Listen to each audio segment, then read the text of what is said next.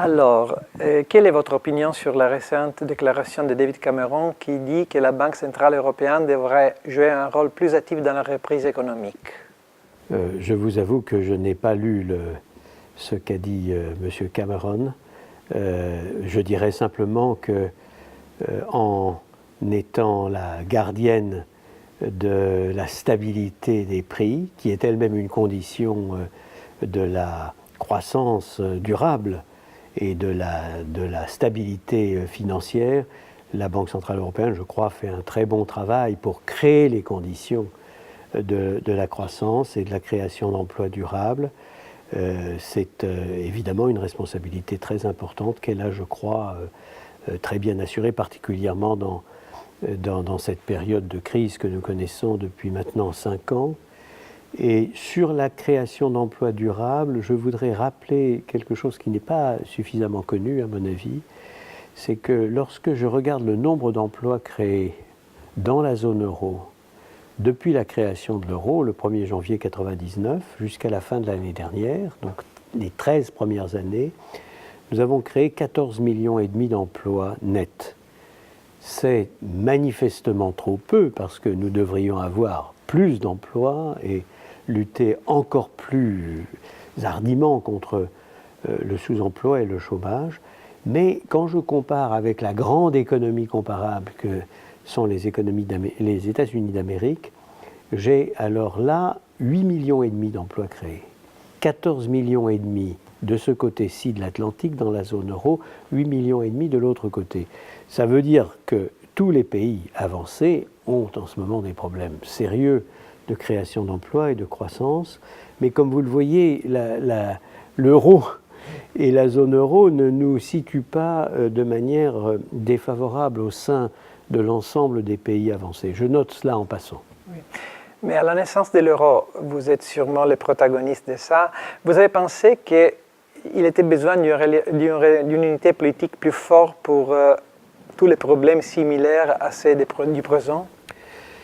Je dois dire que tous ceux qui ont négocié le traité, discuté de l'union économique et monétaire, pensaient que le pacte de stabilité et de croissance était le noyau central d'une véritable union politique qui était appelée à devenir de plus en plus importante.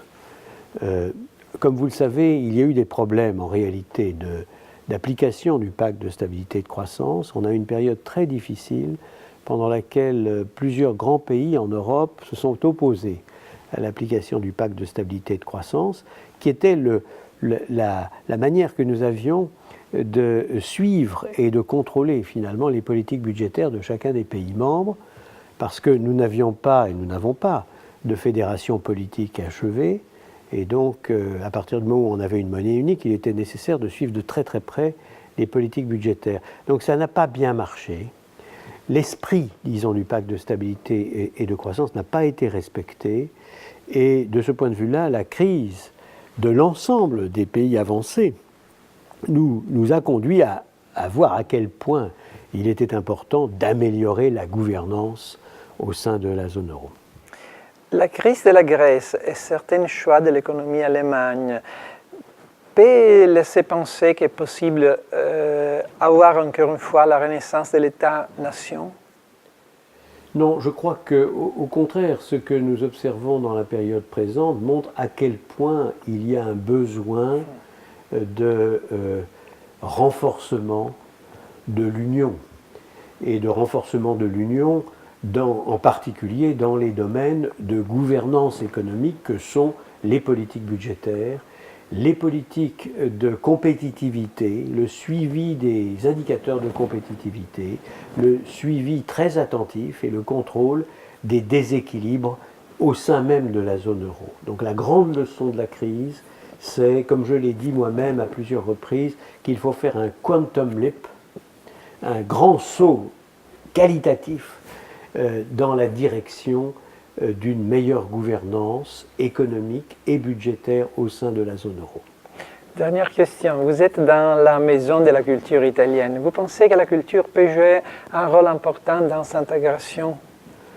Je crois que nous sommes tous Européens, beaucoup plus unis par la culture que nous ne le réalisons nous-mêmes, parce que chacune de nos cultures est forte. Quand je suis en Italie, j'ai Dante Alighieri au-dessus de moi. Quand je suis en Allemagne, c'est Goethe. Quand je suis en Angleterre, c'est Shakespeare. Et en France, disons que c'est Molière, Racine et Corneille qui sont au-dessus de moi.